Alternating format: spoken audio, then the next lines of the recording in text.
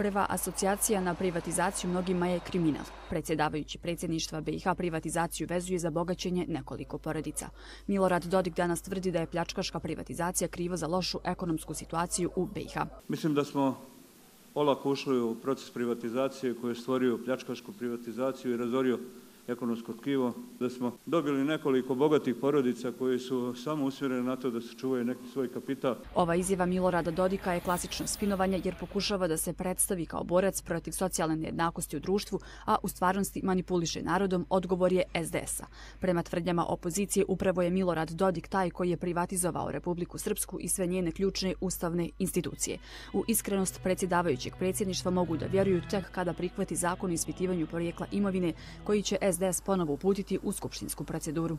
Na čelu pravnog tima Srpske demokratske stranke će biti profesorica Ivanka Marković za eventualne izmjene i sugestije za izmjenu samog zakona, jer smatramo da taj zakon treba biti najbolji.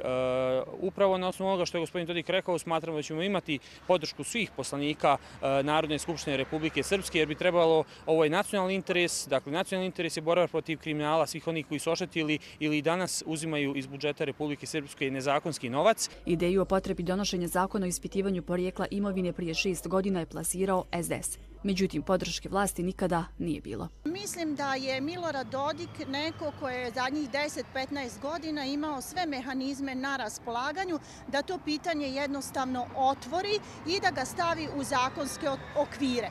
Mislim da je najjednostavnije rješenje da se utvrdi, potvrdi ova njegova tvrdnja trebalo da bude zapravo donošenje zakona o ispitivanju porijekla imovine, čime bi zapravo sve bilo riješeno. Ukoliko bi zakon o ispitivanju porijekla imovine ugledao svjetlost dana, javnost bi imala uvid o kojim porodicama se radi, kao i uvid u imovinu svih porodica visokih političkih funkcionera u Republici Srpskoj. Tek tada bi se moglo govoriti ko su kriminalci imenom i prezimenom koji se kriju iza pojedinih stranaka.